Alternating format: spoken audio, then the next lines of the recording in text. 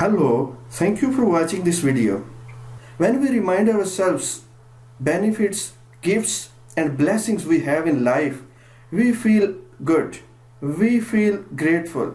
Grateful feelings are kind of happy feeling. Making lists of the things we are grateful for or writing a gratitude journal on daily basis can do wonders. When we are unable to evoke happy emotions, thinking or writing about a certain blessing, we should use comparison. Oh, now what is comparison? Here are examples.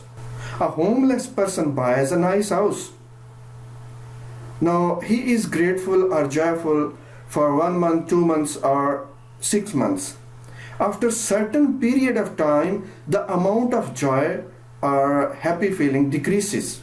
To get the happy feelings of gratefulness back, he needs to compare his situation as a homeless person in the past to that of an owner of a house.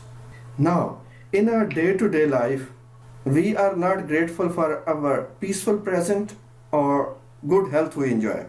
Recalling the past problematic incidents or tough times we experienced sets up contrast in our mind and helps us be grateful for our untroubled present conditions.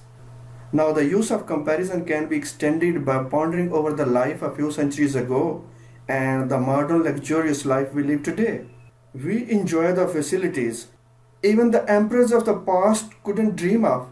Amazing. Now, comparing ourselves with the people who are below our status can help us find grateful feelings. But doing the opposite, I mean comparing ourselves with the people who are above our status can do the opposite. It can take our peace of mind away.